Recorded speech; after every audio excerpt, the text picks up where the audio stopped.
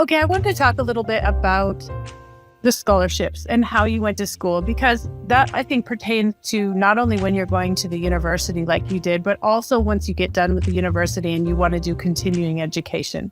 Tell us what it was like to maybe apply for the scholarships. Which ones did you get? Any suggestions to other people about them?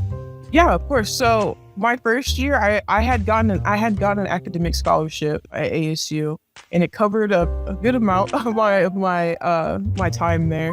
My first semester, we had like the ASU 101 classes where where the freshmen just meet everyone and kind of get acclimated with the classes and everything. And they were telling us about scholarship opportunities, and they had mentioned that last semester, only one person had applied for the aviation scholarships. Wow.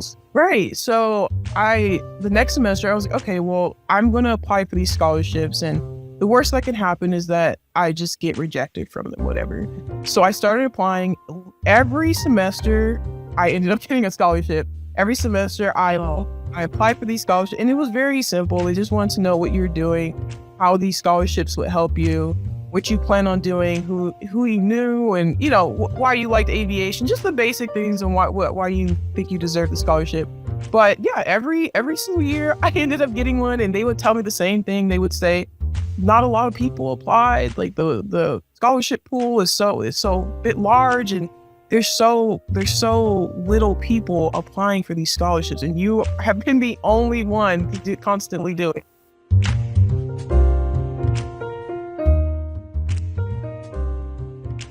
Hello and welcome to the Business Aviation Collective podcast, which is sponsored by LD Aviation. I'm Lindsay, your host, and today we get a chance to talk to Olivia Sparks. Olivia is the Aviation Planning Consultant for C&S Companies. She's been a crew scheduler for Mesa Airlines, and she recently graduated from the Arizona State University with an air transportation management degree. Welcome, Olivia. Hi, thank you. Thank you for having me here. I'm so glad to talk to you today because I'm really interested to hear all about your university education and what it is like. It's been a few years since I've been to the university, and I want to talk all about that. But before we get kind of into that part of that, like most of my guests, I want to know, how did you even get into aviation? Like, what sparked your interest? Yeah, so as a little kid, so I remember my first vacation was to Orlando. I'm originally from Detroit, Michigan. We took a family trip to Disney World when I was about 4 or 5 years old. And it was going to be my first time on the plane, first time at the airport. I was super excited. I've only heard stories about people being on the plane and how it was so fun. Like, I was just super excited. So I remember we went into the airport and I was just amazed. Like, I had never seen anything. Like, I'm 4 or 5 years old. I've never been anywhere where so many people and there's so much going on at one time. And it was really early in the morning, and I felt so out of my element, but it was like a rush. It was so awesome.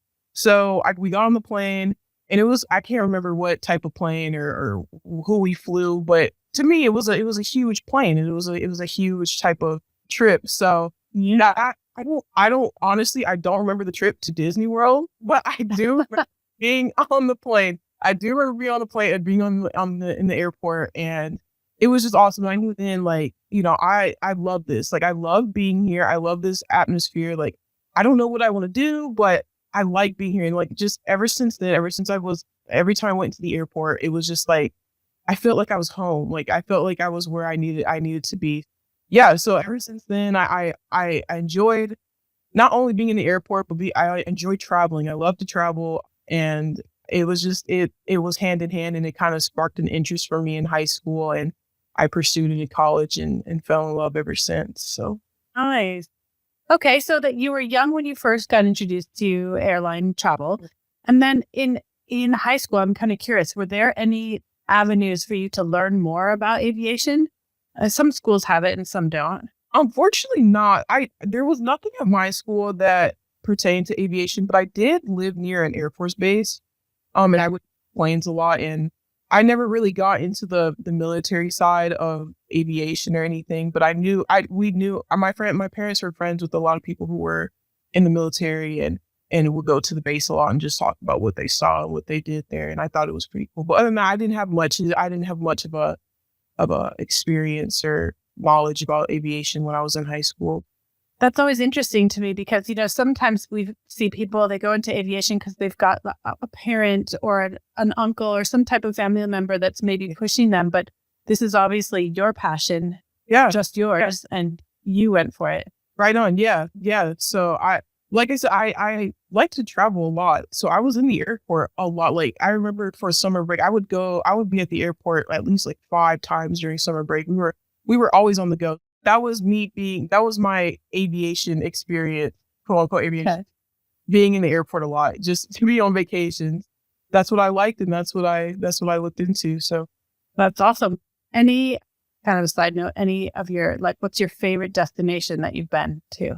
Oh man, see, I actually went to Australia for study abroad my sophomore year at college, and I absolutely loved it. Like it was very spontaneous of me to do that. I just said one day, I woke up one day, I was like, I want to just do something new. I want to study abroad.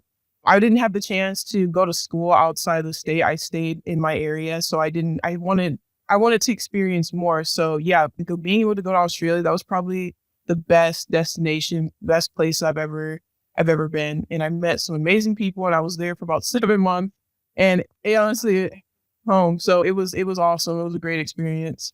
That is so cool. I went to Australia one time many, many years ago. What a great experience. Yeah. When you're young. Very cool.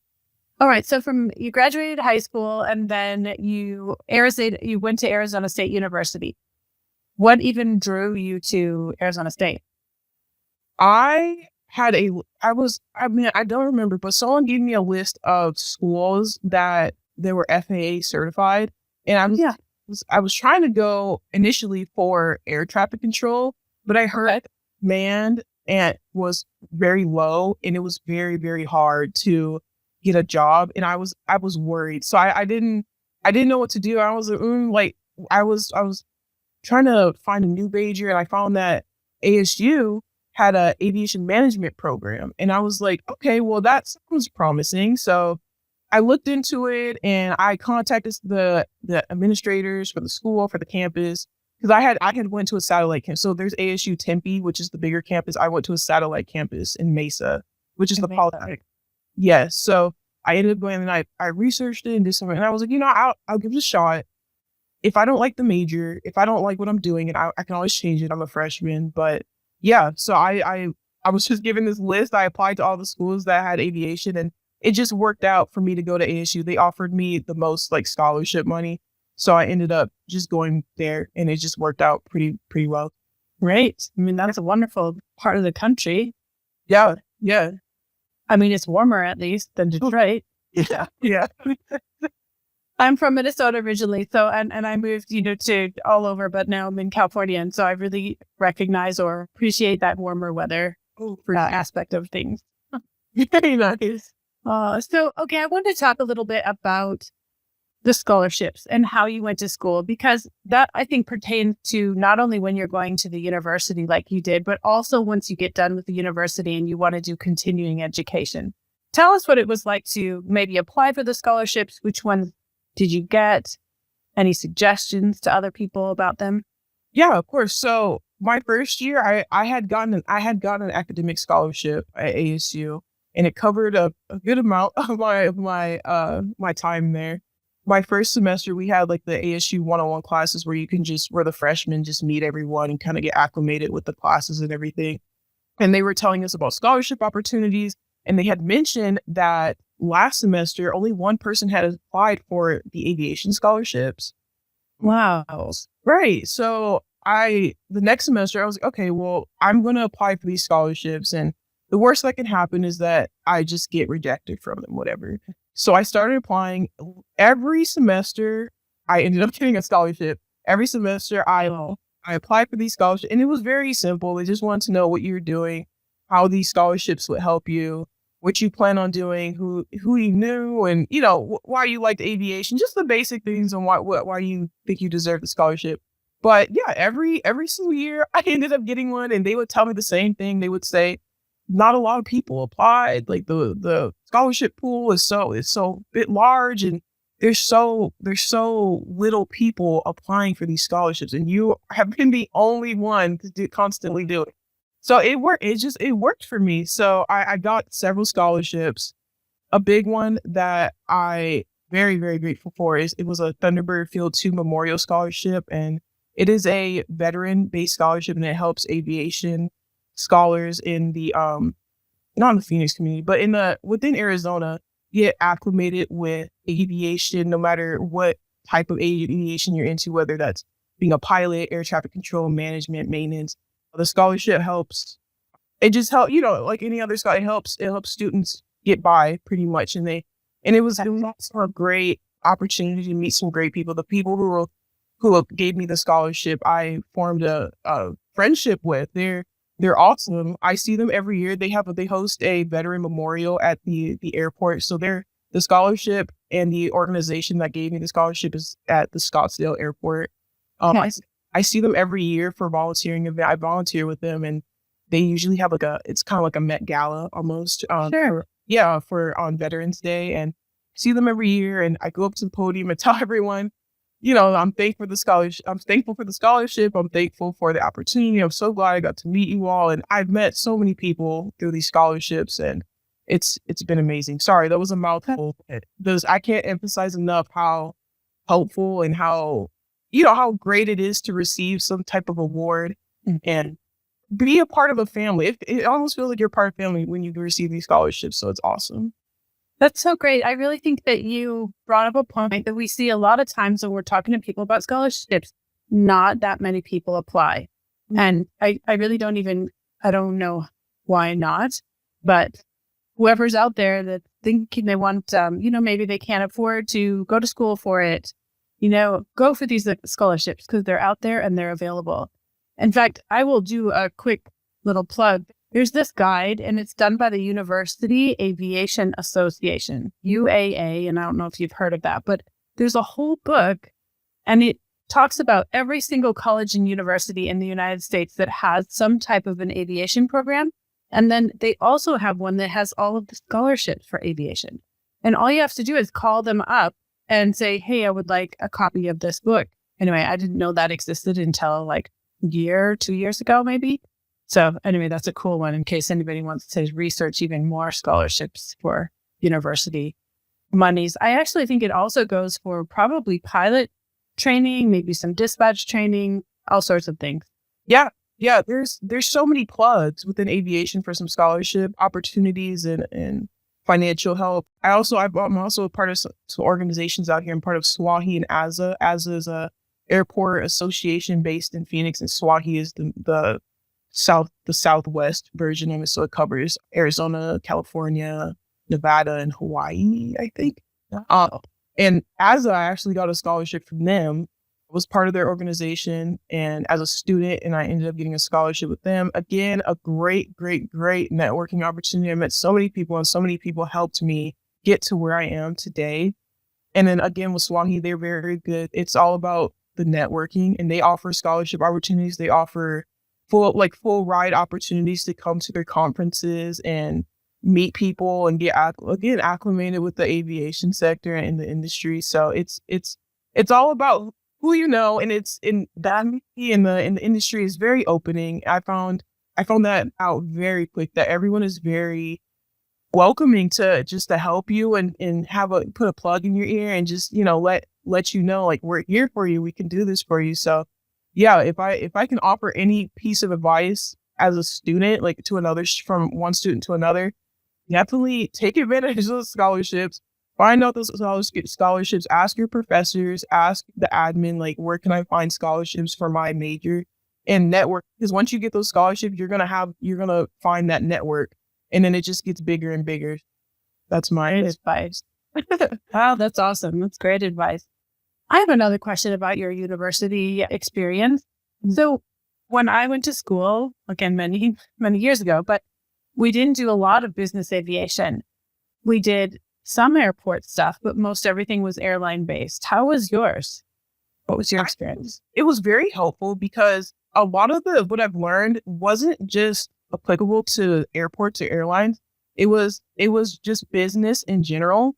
Okay. And I thought it was very helpful just in case, maybe this isn't the path I want to go down. Maybe this is something I want to do something a little different. But fortunately enough, I decided I still want to stick with the aviation and the business part of it. But if I did want to branch off, the school really did a great job at making sure that you learned about business in a general sense. It wasn't specifically aviation. It wasn't just about airports. It wasn't just aerospace. It was business that you could apply to other industries, other jobs, other careers, other occupations. So yeah, and there was times where it was tied together and we would have to connect the two together. But it was really a happy medium for understanding there was aviation business and then there was aviation business. So ASU did a great job of making sure we were all aware of the differences and the similarities between all of them. That's so great because the stuff that we talk about in business aviation right now is all about the fact that we just don't have enough people coming into the industry. And we end up, at least in the scheduler or dispatcher section, oftentimes we're pulling from people who do not have aviation backgrounds and maybe don't really even have an interest in it. So the more people we can get at the high school or even middle school level to start them in aviation and then move them along, the better. Yeah, sure.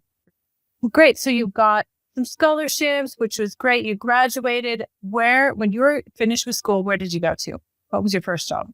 I was working all through college. I worked at just grocery stores and customer service jobs.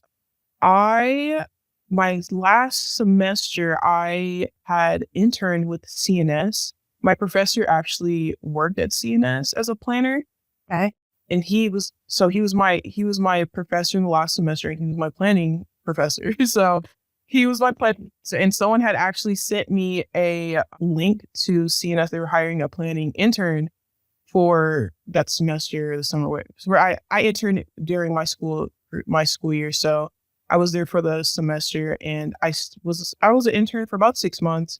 And it was great. It worked out so well. And I was so surprised because I saw with my peers that it was really hard to kind of get anywhere after school or during school. So I was fortunate enough to get this internship. And then, as I said, I was there for 6 months, and literally a couple weeks before I graduated, I had my manager, she's living in Sacramento. She had flown to Phoenix and asked me if I wanted to be there full time. So as a full-time planner. So Cool. I said yes. I was like, that was great. It literally, the stars just aligned for me, and it was so awesome.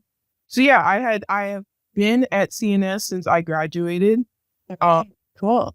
Now I've been a planner. So yeah. Okay. So when I think of the word planner, I think of, planning a trip. But what do you do on a daily basis as a planner? So my job it's pretty broad. I do a lot of everything. So mainly what I do, we work with airports all over the country, and we work a lot with airport improvements, and we work a lot with airport master plans. But within our aviation department, we have engineering, architecture, construction, we have planning itself, sustainability, environmental. So there's a whole aspect of our planning group. But like I said, I do the planning. I go out and see what the airports need done, how they want to improve for the next decade, 2 decades. I get the community together to, get them to understand what the airport, where the airport is first off, how the airport relates to them and their community, and how they can get more involved, and how the airport can get more involved with the community, and how it can all just be one big happy family, basically. So yeah, I do a lot of different things every day. I used to, when I was an intern, I did a lot of sustainability. I learned a lot about sustainability within the airports. Okay. And I also worked with environmental, and I understood with the FAA, how they relate to these airports and how they tie back to us. So when you talk about sustainability, are we talking about using sustainable building materials when you're building a building at an airport? Yeah. So that so I actually did a lot of research on that when I first started, which I didn't even know was really important to an airport or to aviation. But yeah, we make sure we have we ensure that there's tracking being done to make sure that airports are contracting with people who are using, reusing material, reusing airport supplies, recycling, composting, if that's what you do where you are, and just making sure that they're hitting these quotas to make sure that they're not overusing and, basically hurting the environment. So it's all new to me, and I'm still learning from it. And it's so amazing to see that sustainability could be integrated with aviation. Like when you think of sustainability, you think, oh, I'm just going to recycle, but so much more that these are people's careers. We have a whole sustainability team in our group that focuses on this. So it's awesome. But yeah, and it also trickles down to like utilizing electric vehicles, or again, tracking solid waste and recycling. It's a whole thing. So wow, that's so cool. I'm really glad that somebody's doing that. I guess that sounds like naive of me, but yeah, that's really cool that there's whole departments for that. Yeah. Now you get a lot of public speaking, it sounds like, also because you mentioned you go talk to the communities. So yeah, I don't go up and speak directly, but I do, like, the community will come in, like we have a lot of public meetings where the community would trickle in and ask, oh, like, what are you guys doing? And then that's our opportunity to let them know, like, hey, we're here to inform you about the airport. The airport is making some changes. The airport is taking away some stuff. We just want to let you know. Are you familiar with the airport? How do you feel about the airport? So it's really getting these people's feedback on how they feel about the airport, what they know about the airport. And sometimes, like, these people have kids and they want to get their kids involved in aviation. So it's really it's really a networking event as well. Like we come across so many kids that don't, they don't really know about aviation, but they see the planes and they're like, oh, that's awesome. Like, I want to fly in the plane. And I know we've been at a couple airports for work that they offer like discovery flights for these. Oh, yeah. And it immediately sparks an interest in these kids, and it trickles down to like, oh, I want to go to school for this. I want to get a job. I want to be a pilot. I want to be a maintenance. So yeah, it's all one big. It all comes together at the end of the day. So that is so cool. Yeah, those programs are just super important. Yeah, little ones. Yeah, and the big ones. Yeah, I was, I had that opportunity. I wish someone had brought me around, or if I was younger, I would have been more acclimated with aviation. I maybe would have been a pilot or something. So I don't know, but it's awesome. I think still young. You could keep on going. You got on that way. Yeah, for sure. For sure. Do you ever, this is a funny question, I guess, but do you ever go to these meetings and people are like really angry? Or because we see, okay, yeah, I was wondering. Yes, a lot of people don't like living near the airport because it's loud. The noise mitigation, they don't like it. They don't like it. And you understand why. I mean, and there's been airports where it was very political almost, where it said, but there are a lot of people that they feel that the airport is taking away from the community. The airport is taking away from, the land that could be used for something else. It's a safety hazard. A lot of people have their reasoning, and they're valid. They're very valid. But yeah, we come across both sides. People who are all for the airport, people who are against the airport. But it's all about, understanding. Everyone on my team is super understanding and is always there to help people understand like our purpose to be there. So yeah, someplace like maybe finding someplace in the middle so that everybody is at least a little bit happy. Right. So interesting. Gosh, I think that would be hard sometimes to be there. Yeah. but very cool that you do that. Okay. So is there like the coolest project you've seen that an airport's been either done or wanted to do? Yes. When I first started, there was actually a project in Pacoima, California, which is a little outside of Burbank. They closed their airport, actually. They had a couple of crashes at the airport, and a big one was a pilot had crashed on the road, and unfortunately a train looked at the metro. The train was coming. The police had to grab him out, and the train took out the plane. So I was just kind of I wasn't thrown in this project, but the first day I started, they had told me about this project. They're like, we want you on it. So I was like, okay. So I attended these public meetings. Sometimes they were in person, sometimes it was Zoom. So I got to see these people face to face. I got to see the community, understand the community, and kind of just see what was going on, have a feel of, what was wrong, what was not wrong, what was, everything. That project lasted for about a year and some change. And it was very interesting. Like, I definitely saw how people wouldn't like the airport, how people would like the airport, and what we can make this airport a better place. And though it hasn't been decided yet, it was very interesting. And I feel like it really did challenge me to understand what my job was and hear people out. And it was great to hear people talk about how much the airport has impacted their lives and what they wanted to see from the airport. But also it was really interesting to see that these people were they're very proud of the land that they have, the land and the community, and they felt that the airport was taking away from it. And it was to see passion on both sides.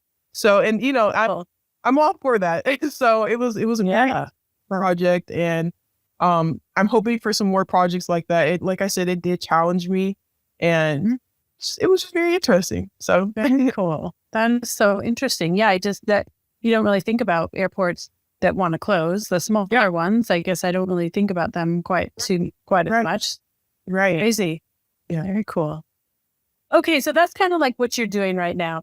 You and I spoke a little bit prior to starting the podcast here, and we talked about some future ideas like AAM, the Advanced Air Mobility types of new ideas. Mm-hmm. What do you think that's going to look like here in the next couple of years? Yeah, so for work, we have been researching about AAM because it is a emerging technology. It's going to be the new face of aviation, is what everyone in aviation believes. And not only that, it's supposed to be very sustainable and efficient. So for people who don't know, AAM is basically, it's the air transportation system that basically uses advanced technology to transport people in a very, very quick way. It's basically like an air taxi. So it's all electric. So it's not, you don't use any unleaded fuels or anything. So it's, if you think of a car, like an electric car, it's like an electric plane. Okay. And now this would be things like you said, passenger travel, but it would also be like maybe package delivery. Oh, yeah. Yeah. So right now they're already working with drone. Like, I know drones are a big part of it. And then they're working with cargo to see how efficient it is. So they should see how cargo and like shipping out goods and services would be. And I know that the medical field works a little bit with it. They try to, and I know they did a lot during COVID, just trying to transport materials from one place to another in a quick way because it was such an urgency. Yeah. So yeah, they're trying to figure out how to do this with people. And I know in big metropolitan cities right now, like I know LA is really working on it because it's so crowded. It's so crowded. And there's so many people trying to get to one place at one time, and time, the lack of time is important factor. And they're trying to, I know with AAM, it's trying to ensure that people are getting to one place from another in a quick time period. So yeah, their traffic's crazy over there. So yeah, that I could totally get why they're one of the big proponents of it. Yep. Yeah, for sure. Very cool. So is this something that you found kind of after you had started working at C&S, or was that talked about at all during your university education?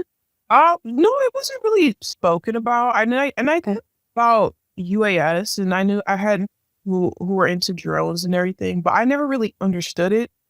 Once I started C&S, we really got into understanding these emerging technologies and just try to figure out how we can implement it in to future airports and try to not persuade anyone to invest in it or anything, but just to keep people updated. Like, I feel that if you're in the aviation industry, you should probably know about what's going on and what's coming up. And I feel that AAM is something that everyone should be knowing, especially if you're an airport staff, because it could be coming to your airport and it could probably make you a lot of money. So It's like Yeah. it's new and emerging technology, and it's innovative, and it should be explored.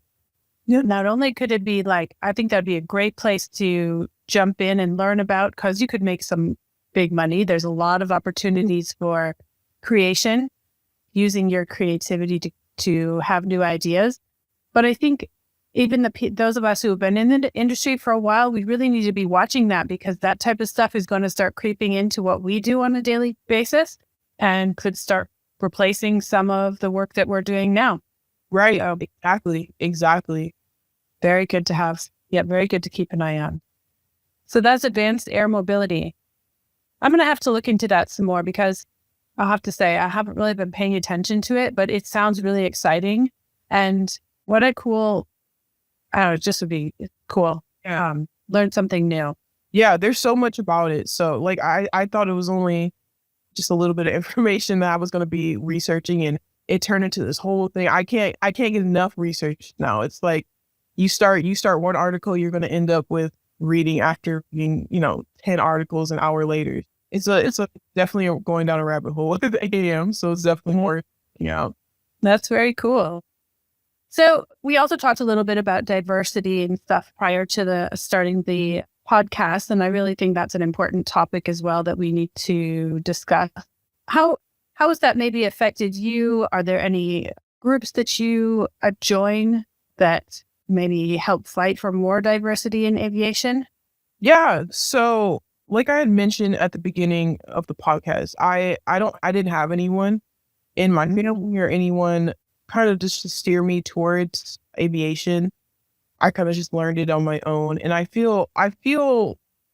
want diversity, and I want diversity in the aviation industry, because I think I feel like it's hard for an industry to grow when there is one mindset, one group of people. And not saying that the group of people it's a bad thing or anything, but it's great to have, diverse people, because that equates to diverse thinking. And being Black and being a woman, I haven't, I didn't really have anyone that looked like me in aviation, and I still don't really know many people that look like me in aviation. But I know that if I did, maybe at a younger age, I would be a little more into aviation. I would have known more. I would have been more involved, and it's just, I feel it is important, but however, I feel it shouldn't be forced. I feel like you shouldn't just be hiring, people. Oh, sure.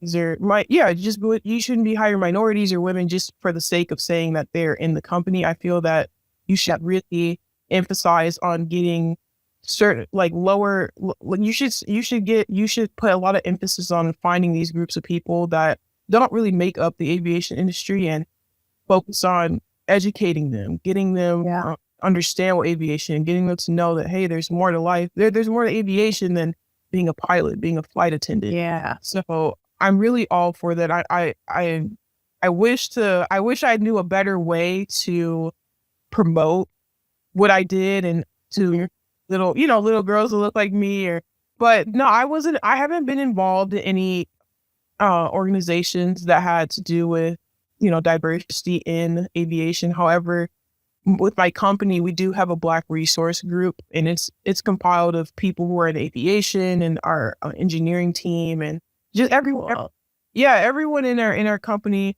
And I know last year we had actually started a fundraiser to get the resource group started, and we actually were able to donate some money during Christmas to, and it's the Compton. Compton has a air program. Okay, I'll look it up. Okay.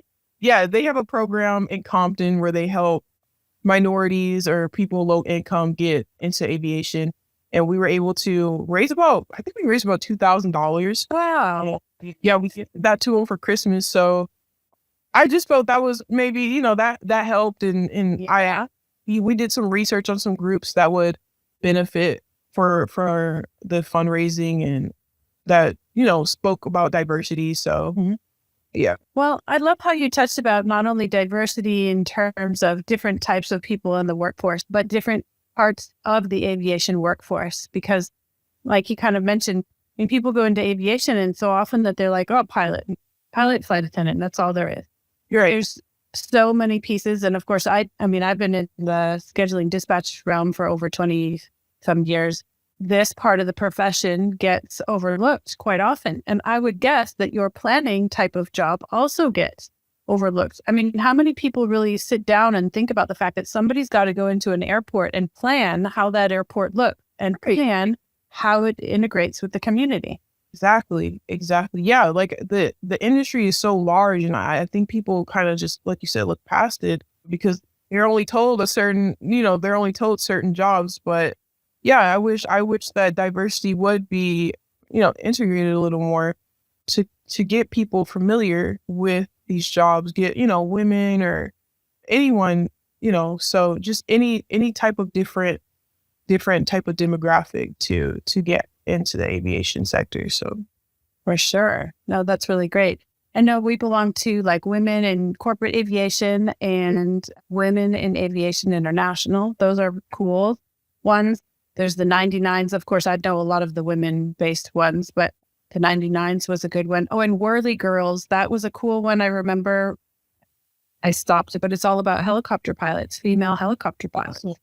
Yep. So another small group of people trying to promote more women in helicopters. Yeah. And it's very empowering because, when you see someone that looks like you, you're like, well, they can do it. And I feel like that's what we've been missing. I feel a lot of people are discouraged, and it is pretty intimidating to say I want to be a pilot. Like I want to fly a plane. Like it sounds crazy, but it's very, very doable, and anyone can do it. And it's not limited to a certain race or gender. It's the options are unlimited. So yes, awesome. I love what you said about being able to see somebody who looks like you in a position that you would like to be, because while we are able to dream of whatever, sometimes it takes a little bit of a visual, like, okay, I do see somebody there. I know a woman who's in a director position for a flight department, and there are very few women in that position, but it was kind of like, oh yeah, I actually see that that's doable, even though I knew logically that was fine to do. I could do it. You just don't see it very often. So yeah, she's really a big inspiration to me, being able to see her in that position. Yeah, that's awesome. That's that's exactly what we need. Well, I know people are going to look at you for inspiration because you've come a long way, and it looks like I just have a feeling you're going to go a long way. This is just the beginning for you. Yeah. So if somebody wanted to reach out to you maybe and ask you some questions or talk to you more about this, where would they find you? Yeah, so you could shoot me an email, whatever you like. My email is Sparks, SPARKS, Olivia, OLIVIA, the number 5 @gmail.com. I'm also on LinkedIn, Olivia Sparks. It should come up, Olivia Sparks, Gilbert, the greater Gilbert area in Arizona, C&S Companies. So, yeah. Oh, that's wonderful. Well, Olivia, I thank you so much for your time today. It's been wonderful talking to you. And if you don't mind, I'd love to check in with you in the next 6 months or a year to see how far you've gone just in 6 months. Yeah, that would be awesome. Great. All right. Well, thank you again very much for your time. Well, thank you. Thank you for having me on here.